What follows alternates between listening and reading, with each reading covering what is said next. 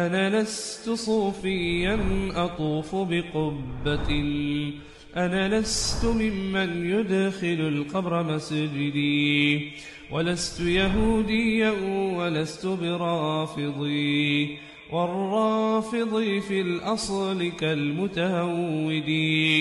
أنا لست تكفيري ولست بخارجي، يرى مؤمنا بالله مرتد ملحدي. Donc dans cette vidéo, on va réagir à une vidéo d'un prêtre qui est censé nous expliquer la Trinité en moins d'une minute. Donc là, on va parler des chrétiens et de leurs croyances. Donc c'est différent quand on s'adresse aux chrétiens et quand on s'adresse aux juifs. D'accord? Comme vous le savez, Allah Azza wa Jalla nous dit dans la Fatiha, quand il nous parle des juifs et des chrétiens, que les juifs, c'est Ghalil Mardoubi. D'accord? C'est ceux qui ont couru la colère d'Allah. Pourquoi? Parce que les juifs, et ça on l'a vu, quand ils parlent, quand on écoute leurs vidéos, ceux qui sont instruits dans la Torah, ils parlent avec science. Ils disent des choses, beaucoup de choses, qui est confirmée par le Coran. Ils savent, ils ont la connaissance. Mais eux, qu'est-ce qu'ils font? Par orgueil, par passion, ils ne suivent pas la vérité. Donc comme on a dit, ils tuent des prophètes, etc. Et également, ils sont remplis d'orgueil, ils œuvrent pas. Donc ils ont la connaissance, mais ils œuvrent pas. Et les chrétiens, c'est quoi? Wala dallin. C'est des égarés. Pourquoi? Les chrétiens, la plupart du temps, ils ont de l'humilité. Même quand on regarde les vidéos des prêtres qui parlent de leur religion, on sent une douceur. On sent que c'est des gens qui sont doux et qui veulent faire des efforts. On sent pas de l'orgueil et un sentiment de supériorité quand ils parlent de leur religion. Contrairement, quand on voit les rabbins, ils se moquent. Parce que eux, c'est le peuple élu. Ils peuvent dire non à Allah, soi-disant. Ils peuvent dire Allah, laisse-moi tranquille. A'udhu billah. Quelle parole immonde. Quand tu es une personne qui pense ça, qui peut dire non au Seigneur de l'univers, vous pensez que les êtres humains, les créatures, vous pensez qu'ils pensent quoi d'eux? Vous pensez qu'ils pensent quoi des créatures? Vous pensez que quand ils parlent avec vous d'égal à égal? Jamais de la vie. Il peut dire non à Allah. Et les chrétiens, généralement, ils ont l'envie de vrai. Ils ont l'envie de bien faire. C'est pour ça qu'ils ont beaucoup de prédicateurs, ils font de la prédication. Ils appellent à leur voix, etc. Mais c'est des ignorants. C'est-à-dire qu'ils parlent avec une ignorance telle. Parce que leurs sources, elles sont basées sur beaucoup de choses fausses, erronées. Les juifs, c'est les enfants d'Israël. Aujourd'hui, ils apprennent l'hébreu. Ils lisent la Torah en hébreu. Alors que les chrétiens, ils vont vous ramener des Bibles déjà en latin, en grec. Des langues qui sont extrêmement éloignées des langues qui étaient parlées à l'époque de Isa. Donc, même les sources de leurs livres, elles sont douteuses en fait. Les évangiles, qui a écrit les évangiles? Est-ce que c'est des gens qui ont connu Isa? C'est comme si moi aujourd'hui je parle de la doctrine de Charles de Gaulle, alors que je ne l'ai jamais connu. Quand je suis né, il était mort depuis des années et des années. Et quand je commence à dire, voilà, lui, il a dit ça, etc., parce que des gens m'ont raconté, etc. C'est pas fiable. Nous, en tout cas, dans la source du hadith, comme certains savants du hadith disent, si on prenait les sources des chrétiens, aucune source serait prise en considération. Aucune source. Parce que il n'y a rien qui est rattaché de la personne qui écrit jusqu'au prophète Isa alayhi salam, Jésus. Il n'y a rien. Nous, aujourd'hui, on dit le prophète a dit. Et c'est Aïcha qui est sa femme, son compagnon Abou Bakr. Et Abou Bakr, c'est qui?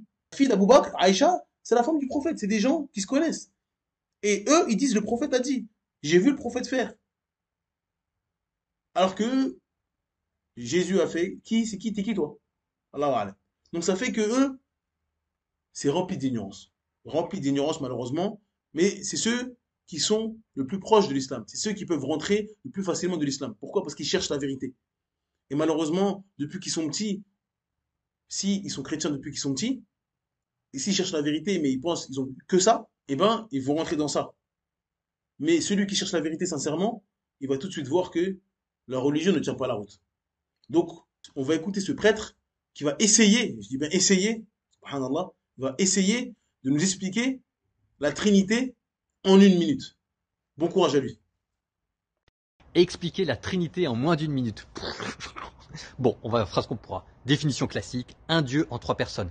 Sauf que ici, le mot personne veut dire subsistance éternelle de nature rationnelle.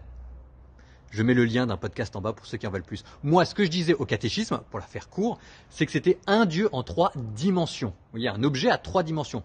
Largeur, longueur, profondeur. Bon, Dieu n'a pas de corps, donc il n'a pas de largeur, de profondeur et d'auteur, mais il a une âme. Et il y a des dimensions de l'âme. La volonté, l'intelligence, le fait d'être dans le temps. Et ça vous donne la sagesse, l'amour, l'éternité. Et de là, on passe à la Trinité. Dieu le Père, Dieu le Fils, Dieu l'Esprit Saint, les 3 dimensions. Chaque dimension est Dieu, Dieu est dans toutes les dimensions. Toutes les dimensions sont l'une dans l'autre et aucune d'elles n'est réductible à l'autre. Ça met du relief à la Trinité. Donc dans cette vidéo, le prêtre, il dit expliquer la Trinité en moins d'une minute. Même lui, il fait...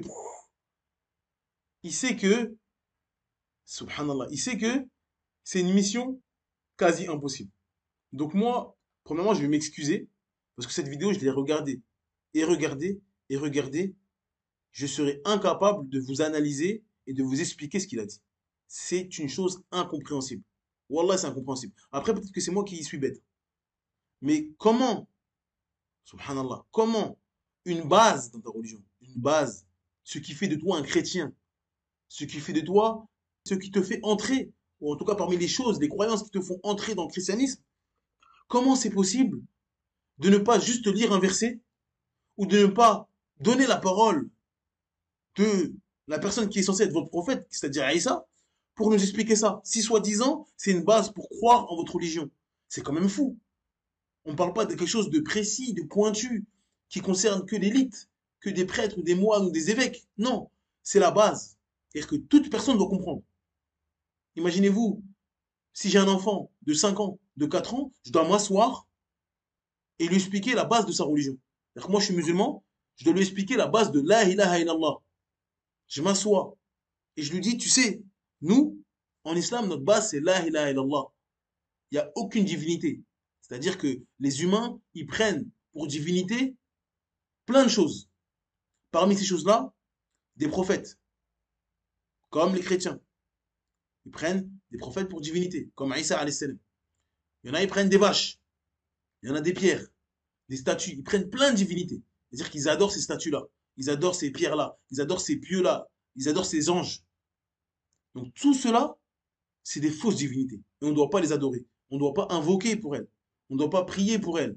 On ne doit pas jeûner pour elles. Elles ne méritent pas l'adoration. Elles ne doivent pas être adorées. Non, on rejette. À l'exception de la divinité, la seule, l'unique, le créateur de l'univers, Allah. Et mon fils, il a compris. Il a 5 ans. Parce que la religion de l'islam, c'est pour tous les êtres humains. C'est pas pour les neurochirurgiens ou les docteurs en sciences physiques. Subhanallah. Il nous a fait une explication en 3 dimensions, l'amour, subhanallah, incompréhensible. Alors que c'est censé être un credo qui te fait entrer dans une religion. Donc l'imbécile, il doit comprendre. L'intelligent, il doit comprendre. L'enfant doit comprendre. L'homme, là, tout le monde doit comprendre. C'est universel, non? Subhanallah. Donc, j'avais l'intention de vouloir expliquer pour vouloir démonter ce qu'il dit, mais ça serait malhonnête de ma part. Parce que pour démonter quelque chose, il faut l'avoir compris. Mais au final, j'ai juste compris que c'est un associateur. Que 3 personnes en une, mais personne, c'est pas personne. En fait, c'est subhanallah. C'est unique ou pas unique? Donc, on va donner un conseil aux chrétiens. Et ce conseil-là, c'est Allah qui nous le donne. Allah Azza wa Jal dit أعوذ بالله من الشيطان الرجيم أهل الكتاب لا تغلوا في دينكم ولا تقولوا على الله إلا الحق إنما المسيح عيسى ابن مريم رسول الله وكلمته ألقاها إلى مريم وروح منه فآمنوا بالله ورسله ولا تقولوا 3 انتهوا خيرا لكم إنما الله إله واحد سبحانه أن يكون له ولد له ما في السماوات وما في الأرض وكفى بالله وكيلا. Dans la sourate 4, au verset 171, d'après la traduction approximative, Allah Azza wa Jal dit: Ô gens du livre, c'est-à-dire ici les chrétiens, n'exagérez pas dans votre religion, n'exagérez pas dans votre religion, et ne dites d'Allah que la vérité. Arrêtez de mentir, arrêtez de dire trois en un, en trois, arrêtez. Le Messie, Isa, c'est-à-dire Jésus, fils de Mariam, n'est qu'un messager d'Allah. C'est un messager d'Allah. Sa parole qu'il envoya à Mariam, Allah Azza wa Jal a envoyé sur la terre Ar-Ruh. C'est qui Ar-Ruh? L'âme. C'est Jibril, un ange. Il a envoyé un ange. Cet ange-là a insufflé l'âme dans le ventre de Mariam. Et Allah, par sa parole, soit, Allah a dit, soit, et Isa fut, Jésus fut, par sa parole. C'est pas Allah qui est entré dans le ventre de Mariam, a'udhu billah. C'est pas le Seigneur de l'univers qui s'est transformé en homme pour dire je vais vous tester, je vais me mettre en homme. Subhanallah, c'est le Seigneur de l'univers. Il se mélange pas avec sa créature. Sa parole qu'il envoya à Mariam, Marie, est un souffle de vie venant de lui. Allah, il a créé ce souffle de vie, il a créé cette âme. D'accord? Quand on dit ça vient de lui, c'est pour montrer la grandeur de cette âme-là. Ça ne veut pas dire que c'est à lui, c'est une partie de lui. Quand on dit la mosquée, c'est la maison d'Allah. Ça fait partie de lui, c'est Allah dedans. Quand on rentre dans la mosquée, on rentre dans Allah. A'udhu billah. C'est pour montrer l'immensité, la grandeur de cette âme-là, qui sera un prophète et non une divinité. Croyez donc en Allah et en ses messagers. Dites, Allah est unique. Le Seigneur de l'univers est unique. Le Créateur des cieux et de la terre, le Créateur de Isa est unique. Dites-le. Croyez donc en Allah et en ses messagers. Croyez vraiment en Allah, le Seigneur de l'univers, unique, seul, sans associé, ni Père, ni Fils, ni Saint-Esprit, ni 3D, ni 4D, esprit, personne, je ne sais pas ce qu'il dit. Allah unique, il ne ressemble pas à ses créatures, c'est le Seigneur de l'univers. Il n'a pas de début, il n'a pas de fin. Et il n'a pas besoin de se réincarner en homme ou l'image de... Non. Un Seigneur, un Créateur qui envoie des messagers. Ces messagers ont le même message, de Adam jusqu'au prophète Mohammed sallallahu alayhi wa sallam. Adorez Allah seul, sans associé. Et éloignez-vous des fausses divinités. Et Allah dit, et ne dites pas trois, arrêtez avec trois. Vous essayez de forcer sur des choses qui ne sont pas basées sur la raison, c'est pas raisonnable.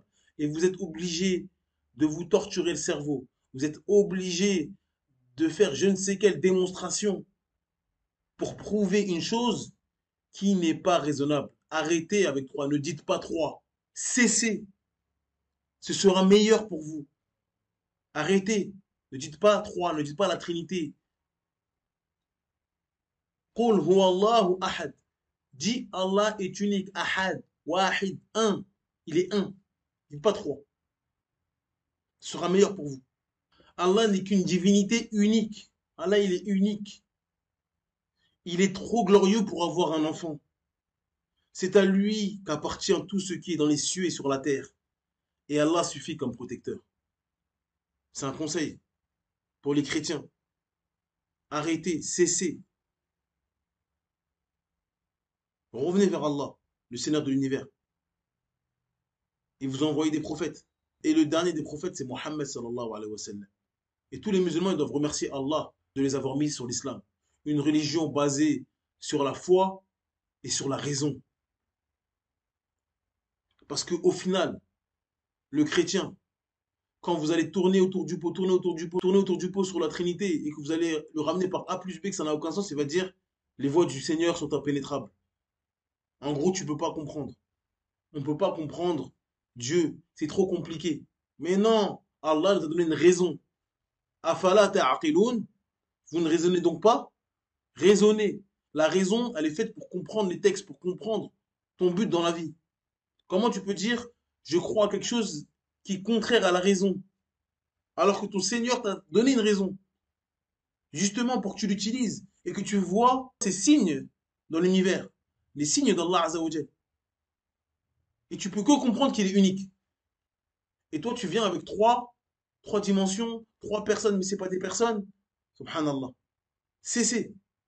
Cessez. Donc on remercie Allah de nous avoir placés sur l'islam, la religion de vérité, qui est basée sur la foi, car on croit en l'invisible. On croit en Allah Azzawajal, alors qu'on l'a pas vu. Mais on a vu ses signes.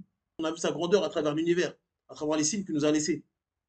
Et également, on y croit parce qu'on a une raison. Toute personne raisonnable sait qu'il y a un créateur, sait qu'il y a un être qui est plus fort que lui, qui a créé toutes choses. Car ce monde est parfait. Et il n'y a qu'un fou qui est dénué de raison qui peut dire que tout cela est fait avec hasard. La position de la terre, le cycle de l'eau, les animaux, le soleil, la lune, le corps humain, etc. Il n'y a qu'un fou qui peut dire tout ça, c'est venu au hasard. Il n'y a qu'un fou qui peut dire ça. Donc, le musulman, il utilise sa raison et sa foi, sa spiritualité et son cerveau. Et l'islam, c'est compatible avec les deux. On ne peut pas se baser sur rien du tout et essayer de torturer le cerveau des gens pour justifier quelque chose qui est de base pas raisonnable. Tu peux pas dire je suis monothéiste, mais c'est 3, mais c'est un 3D, c'est... Non, arrête. Cesse. Cesse. Et donc toute personne qui cherche la vérité, qui est sincère, et on en connaît beaucoup de chrétiens qui ont quitté cette religion par la simple cause de la Trinité. Et quand on leur dit ça aux chrétiens, ouais mais ils sont trop bêtes. Donc en gros, il faut un doctorat plus pour pouvoir être chrétien. Mais je croyais que les chrétiens, c'est pour l'humanité. Mais si 99% de l'humanité trouve ça stupide, il n'y a pas quelque chose qui vous fait dire qu'en réalité, c'est ce petit pourcentage qui persiste sur ça, qui est réellement stupide? Posez-vous les bonnes questions. Cessez. إن السفينة لا تجري على اليبس لا تجري على اليبس لا تجري على اليبس أنا لست صوفيا أطوف بقبة